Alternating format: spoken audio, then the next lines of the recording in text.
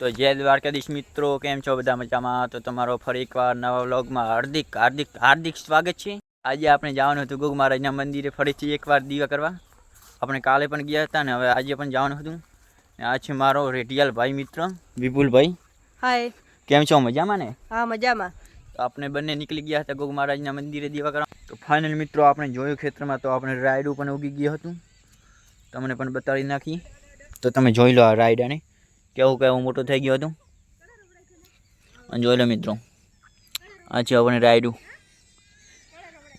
મોટું થઈ ગયું હતું. હવે આપણે ફાઇનલી મિત્રો આપણે આ પ્લોટમાં તો રાયડું વાવી નાખ્યું હતું. આ પ્લોટ બાકી રહી ગયું હતું. આ પ્લોટમાં આપણે ઘઉં કરવાના હતા, તો હજી વાર છે ઘઉં કરવાની. આ પ્લોટમાં આપણે રાયડું કર્યું હતું, એ પણ ઉગી ગયું હતું. મિત્રો આપણે ગોગ મહારાજના મંદિરે આવી ગયા હતા. હવે આપણે સફાઈ કરવાની હતી, તો ચાલો આપણે કરી નાખીએ. ધૂળ મીઠી વધારે થઈ ગઈ હતી, તો આપણે ફાઇનલી સફાઈ કરી નાખી.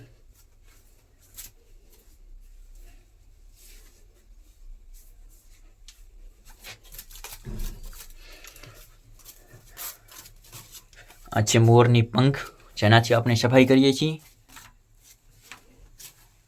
ચાલિયા ખૂબ જ થઈ ગયા હતા, તો ફાઇનલી આપણે ચાલિયા સફાઈ કરી નાખ્યા હતા. ચાલિયાનું આપણે સાવાની. તો ફાઇનલ મિત્રો આપણે આ વ્લોગ અહીંયા ખતમ કરીએ. આપણે પાછા મળીએ નવા વ્લોગમાં. જય દ્વારકાધીશ મિત્રો.